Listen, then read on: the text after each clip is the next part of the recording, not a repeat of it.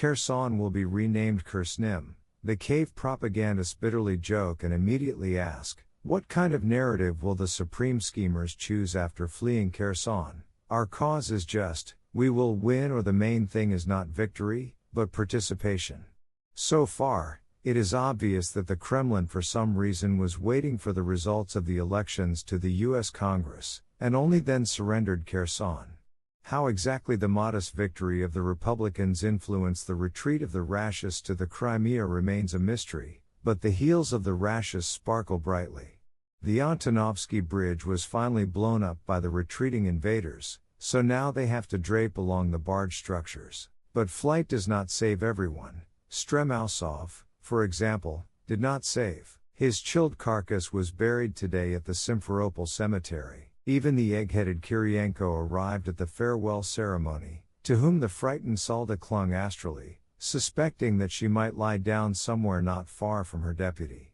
And in the depths of the cave, patriotism habitually blazed. Putin listened to the aria of the Mummers Get Up, huge country on Red Square, and pretended that the surrender of Kherson was not his business at all, but Surovikin's working proposal, approved by Shoiga.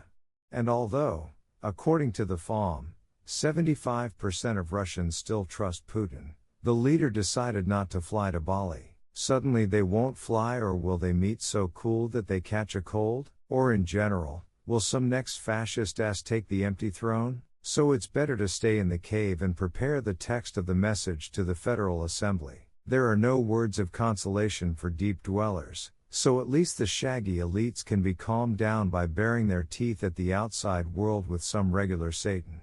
Say, we still, wow, our nuclear backbone is reinforced concrete, and while you are enjoying your democracy, choosing your Congress, we are combing the buttons with a vengeance. True, the collector blows bubbles of doubt. Only nuclear weapons will stop the war. Analysts are clever and conclude, it will destroy the system.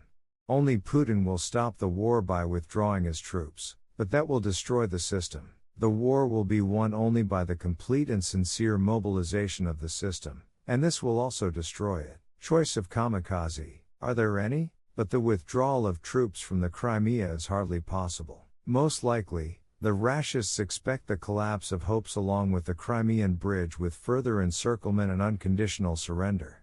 The Institute for the Study of War refutes the view of some Western officials that winter weather could lead to some lull, providing a temporary springboard for negotiations. Winter could hurt the ill-equipped Russian forces in Ukraine much more, but the well-supplied Ukrainian military is unlikely to stop a counteroffensive because of the arrival of winter, analysts said. So, if the fighting ever subsides, it will be solely due to logistical difficulties or reaching a climax in several campaigns on both sides. It's time for all Crimean mothers to prepare for the exit. 8 years of domestic sincerity is coming to an end. So the Minister of Defense of Ukraine Reznikov confirms, this winter, Ukraine will become stronger. Trained soldiers will return from Britain. The armed forces of Ukraine will regroup on a large scale. Is the hint clear? But will Putin surrender Crimea without a nuclear hysteria? That is the question. There is no good news for the sinking imperial trough. The modest victory of the Republicans in the congressional elections did not cancel military assistance to Ukraine. Texas Republican Congressman Michael McCall urged the United States to equip Kyiv with the right weapons with which Ukraine can defeat Russia's invading forces. And the hopes of gas blackmailers to freeze Europe with its further destabilization are crumbling because of the treacherously warm winter that Russophobe weather forecasters promise. So the cave dwellers are ordered to hate the West even more, grow hair and sharpen their fangs before facing the enemies that are already everywhere. And for greater solidity, to return the death penalty at the call of Solovyov. The only thing worse than the loss of Kherson is the loss of Crimea. Kherson forced the empire to flee, and the Crimea will break its back.